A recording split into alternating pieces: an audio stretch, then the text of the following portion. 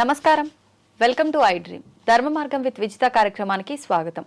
అయితే చాలా మంది రకరకాల సమస్యలతో ఇబ్బందులు పడుతూ ఉంటారు. ఒక్కొక్కరు ఒక్కొక్క సమస్యతో ఎప్పుడు ఏంటి ఈ కష్టం అసలు పగోడికి కూడా రాకూడదు అనే రకమైన ఇబ్బందులు కూడా పడుతుంటారు. ఆ రకంగా ఫీల్ అవుతూ ఉంటారు చాలా మంది. అయితే నిజంగా వాళ్ళు ఒకటే ఆలోచిస్తుంటారు, ఎందుకని మేము రకరకాల పండితుల దగ్గరికి వెళ్తుంటాము, రకరకాల పూజలు చేయిస్తుంటాము, కానీ ఫలితం లేదు. ఆలయాలకు వెళ్తుంటాము, దైవ మార్గంలో ఉన్నాము, అయినా కూడా మాకు పరిష్కారం దొరకట్లేదు సమస్యల నుంచి అని చెప్పి రకరకాలుగా ఆలోచిస్తూ ఉంటారు. అయితే ఇటువంటి సమస్యలు ఉన్నప్పుడు విసిగి వేసారిపోయి అన్ని రకాల ప్రయత్నాలు చేస్తారు, కానీ ఏ మాత్రం కూడా ఉపశమనం ఉండదు. అటువంటి వారు అనుకుంటూ ఉంటారు, అసలు ఏంటి, ఏం జరిగింది అనే ఒక ఆలోచనలో అసలు సందిగ్ధంతో కొట్టుమిట్టాడుతూ ఉంటారు. ఇటువంటి వారందరికీ ఒక మంచి పరిష్కారం ఉంది. ఇప్పుడు ఆ పరిష్కారం ఏంటో గురువుగారితో మాట్లాడి తెలుసుకుందాం. ప్రస్తుతం మనతో పాటు ఉన్నారు ప్రముఖ జ్యోతిష పండితులు నందిబట్ల శ్రీహరి శర్మ గారు. ఇప్పుడు వారితో మాట్లాడి ఈ విషయాలన్నింటినీ క్లియర్గా అడిగి తెలుసుకుందాం. నమస్కారం గురుగారు. వాగర్థావివ సంపృక్తౌ వాగర్థ ప్రతిపత్తయే జగతః పితరౌ వందే పార్వతీ పరమేశ్వరౌ. సదాశివసమారంభాం శంకరాచార్య మధ్యమాం అస్మదాచార్య పర్యంతం వందే గురు పరంపరాం.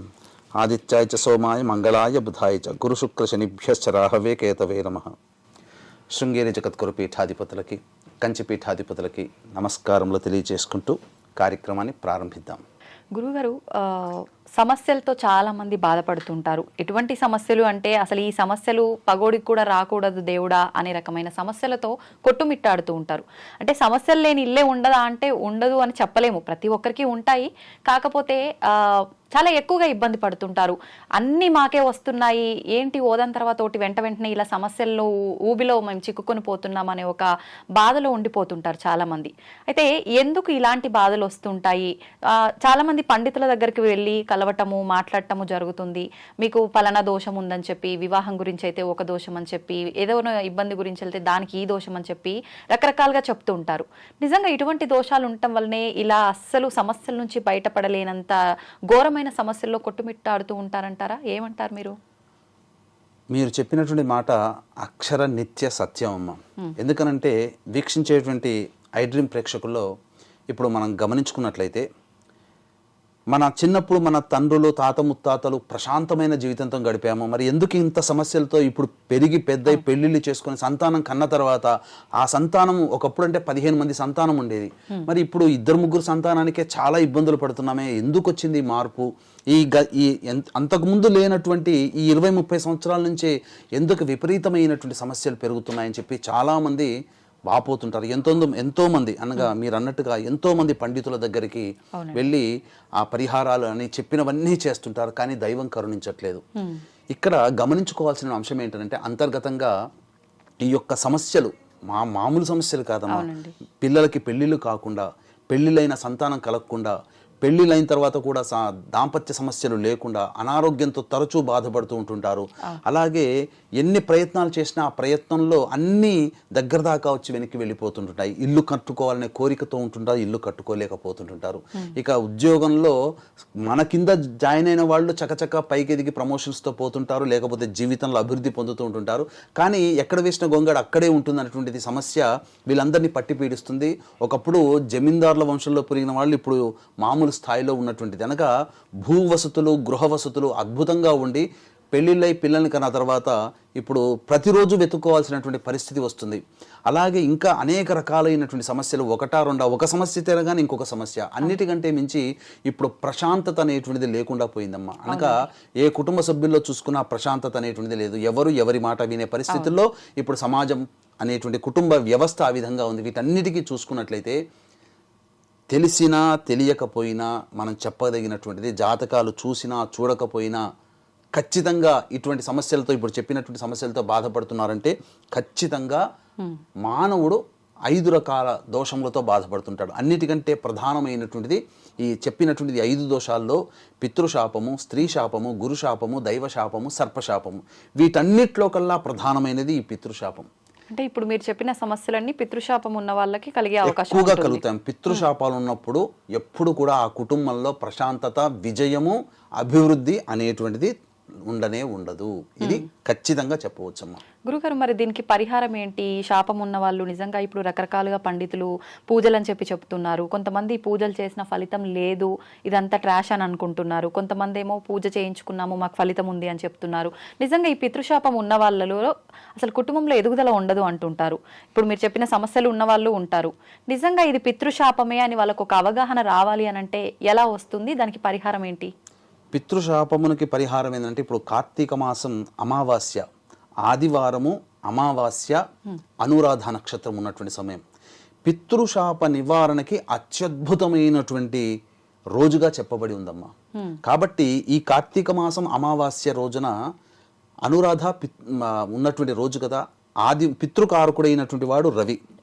పొద్దున పూట నుంచి అంటే పగలు జన్మించినటువంటి వాళ్ళకి, రాత్రి జన్మించినటువంటి వాళ్ళకి పితృకారకుడు శని భగవానుడు. ఈ రవి సంబంధించిన ఆదివారం, శనికి సంబంధించిన అనురాధ నక్షత్రం ఉండడం, మరియు పితృదేవతల కోసమే ప్రత్యేకించి ఒక తిథి ఉంది. ఆ తిథి అమావాస్య. ఈ మూడు కలిసి వచ్చినటువంటిది అద్భుతం అమ్మాయి. ఈ సంవత్సరంలో అనగా చెప్పాలి అంటే ఈ యొక్క 2024 సంవత్సరంలో అద్భుతమైన పితృదోష నివారణకు అద్భుతమైన రోజుగా చెప్పబడవచ్చు. ఆ కార్తీక మాసం అమావాస్య రోజున పితృశాప విముక్తికి ఎవరైతే ఈ యొక్క పితృశాప నివారణ చేసుకుంటారో వాళ్ళకి సత్ఫలితాలు ఖచ్చితంగా కలుగుతాయి. పితృదేవతలకు అనుగ్రహం కలుగుతుంది. అయితే ఇక్కడ వీక్షించేటువంటి ప్రేక్షకుల్లో గమనించాల్సింది ఏంటంటే, పితృశాపం అనగానే చాలా మంది ఏమనుకుంటారంటే పిండ ప్రదానము అని అనుకుంటారు. పిండ ప్రదానం వేరు, పితృశాపం వేరు. అందుకనే ఇక్కడ ఈ పితృదోష నివారణార్థమై మన పీఠం ఆధ్వర్యంలో చక్కగా గోకర్ణ క్షేత్రంలో సశాస్త్రీయమైనటువంటి విధానంతో పితృదోష నివారణ పూజలు, హోమాలు అనేటువంటి చేయించడం జరుగుతుంది. 24వ తారీఖు రోజున ఈ సంబంధించినటువంటి 30వ తారీఖు రోజున, నవంబర్ 30వ తారీఖు రోజున బయలుదేరుతాము. 1వ తారీఖు రోజున ఆదివారం అమావాస్య అయింది. ఆ రోజున పితృశాప నివారణ కార్యక్రమాలు చేయించడం జరుగుతుంది.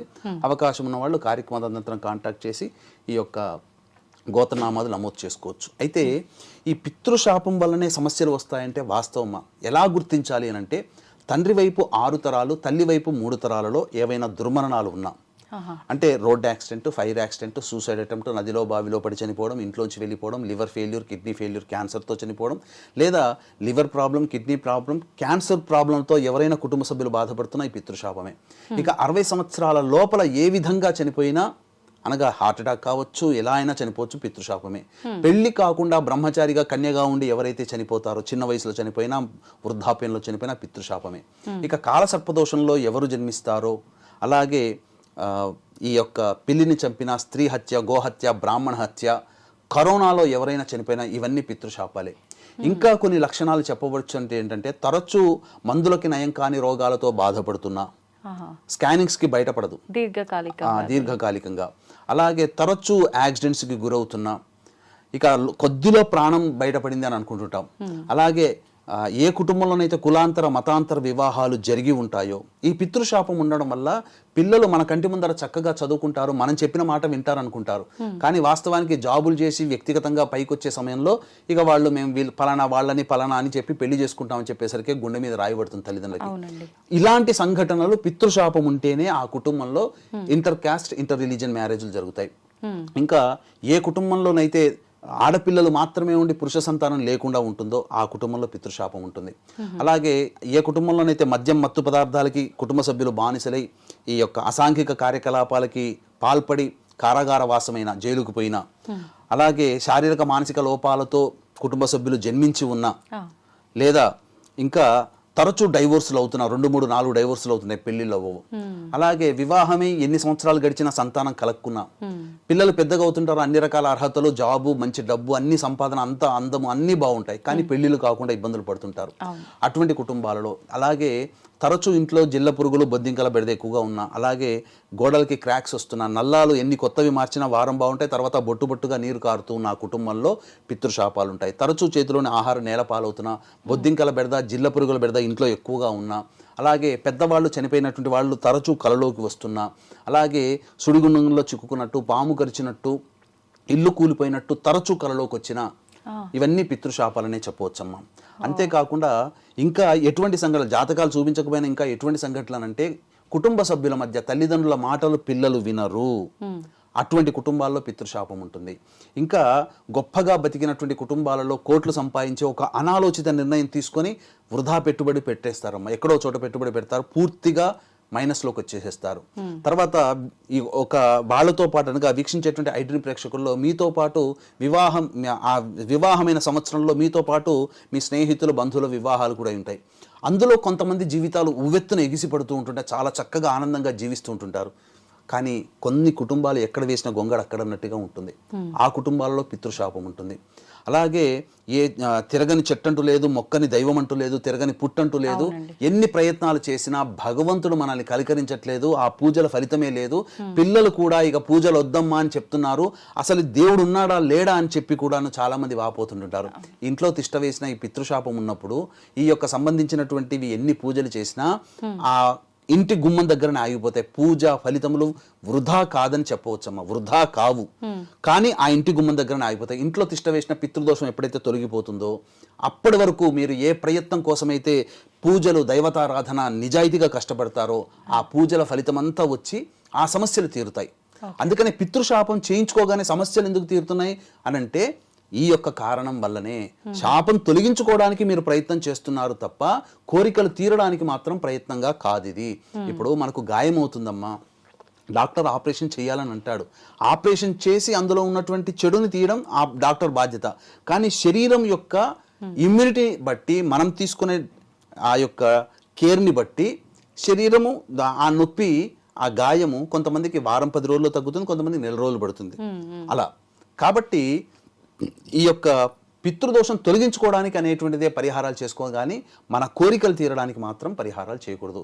ఇక్కడ ఇంకొక లాజిక్ ఏంటంటే పితృదోషం ఉన్నటువంటి కుటుంబాలలో మనము ఎన్ని పరిహారాలు పాటించినా ఫలితం దక్కదు. దొరికిపోతే ఆ పరిహారాలన్నీ కూడా విజయవంతంగా మనకు అనుకూలిస్తాయని చెప్పవచ్చు. అంటే ఏదైనా దుష్టశక్తి ఉన్నప్పుడు, ఏదైనా నెగిటివ్ ఎనర్జీ ఉన్నప్పుడు ఆ నెగిటివ్ ఎనర్జీ ఉంటే మనం ఆలయంలోకి ప్రవేశించకుండా ఎలా చేస్తుందో అలా ఈ పితృదోషం కనుక ఉంటే. అంటే ఇక్కడ వాస్తవం ఏంటంటే కనిపించిన తల్లిదండ్రులు తాత ముత్తాతలు శాపాలు పెట్టరమ్మా. ఏంటంటే ఇలా దుర్మరణాలు, కోరికలు తీరకుండా, ఆశయాలు తీరకుండా 60 సంవత్సరాల లోపల చనిపోతారు కదమ్మా. ఎలాగైనా వాళ్ళకి ఏముంటుంది, పిల్లల్ని పెద్ద చేయాలి, పెళ్ళిళ్ళు చేయాలి, వాళ్ళ సంతానంతో ఆడుకోవాలి, వాళ్ళకి ఒక బాధ్యతగా ఒక ఇల్లు వసతి కల్పించాలి. అవన్నీ తీరకుండా పిల్లలు పుట్టిన 5వ సంవత్సరం 9, 10 సంవత్సరాల్లో చనిపోతున్నారు కదా తల్లిదండ్రులు. అటువంటిది కొంతమంది ప్రసూతికా మరణం అంటే మన గర్భం దాల్చిన తర్వాత డెలివరీ అయ్యే టైంలో కూడా చనిపోతుంటారు ఆడపిల్లలు.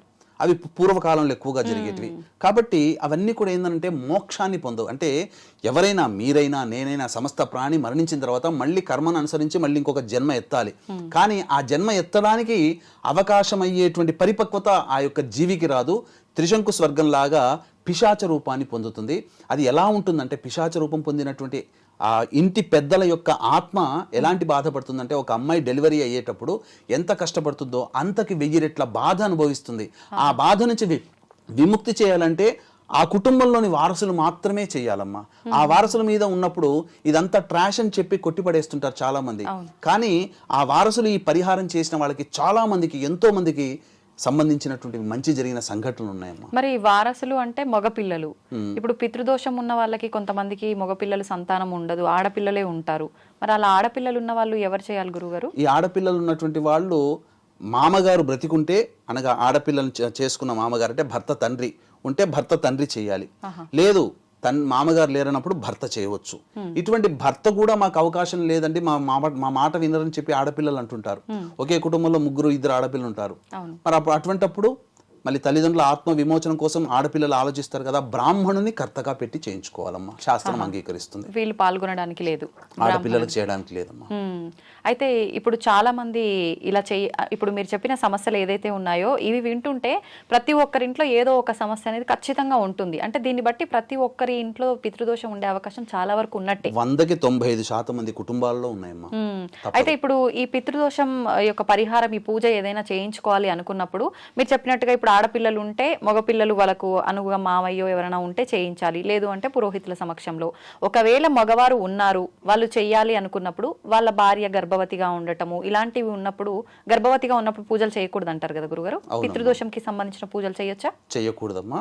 ఇక్కడ భర్త అంగీకారం తెలపని కుటుంబాలు కూడా ఉంటుంటాయి. అంటే మామగారు ఉండరు కానీ కోడలిగా వచ్చినందుకు ఆ కుటుంబం మీద ప్రేమతో ఆ కోడలు కూడా ఆలోచిస్తారు, కానీ భర్త వినడు. మరి భర్త చేయాలి, కొడుకులతోనా చేయించకూడదు. అటువంటప్పుడు బ్రాహ్మణుని కర్తగా పెట్టుకోవచ్చు. ఇక వీక్షించే ప్రేక్షకుల్లో విదేశాల్లో ఉన్న వాళ్ళు ఈ చిన్న పరిహారం కోసం ఇక్కడ హైదరాబాద్ దాకా రాలేరు. కాబట్టి విదేశాల్లో ఉన్న వాళ్ళు, అనారోగ్య సమస్యలతో బెడ్ రిడన్ అయి ఉండి రాలేని పక్షంలో ఉన్నటువంటి వాళ్ళు, అలాగే బిజీ స్కెడ్యూల్ ఉండి రాలేని, ఎందుకంటే ఎన్నో ప్రోగ్రామ్స్ ఫిక్స్ అయిపోయి ఉంటాయి. మనం చేయించేది డిసెంబర్ 1వ తారీఖు ఆదివారం అమావాస్య కదా, అప్పుడు ఆ బిజీ స్కెడ్యూల్లో ఉన్నటువంటి వాళ్ళు రాలేకపోతారు. అలాగే ఇంకా చెప్పాలి అని అంటే అవకాశం ఉండి కూడా రాలేని పరిస్థితుల్లో కొంతమంది ఉంటుంటారు. అటువంటి వాళ్ళందరూ కూడా బ్రాహ్మణుని కర్తగా పెట్టి చేయించుకున్న అదే ఫలితం. స్వయంవా ఆచార్యంవా, ఇక్కడ మనం స్వయంగా చేసుకుంటే మమ కుటుంబ పితృదోష పరిహారార్థం అని చెప్పి సంకల్పంలో వచ్చిన వాళ్ళు చేయించుకుంటారు.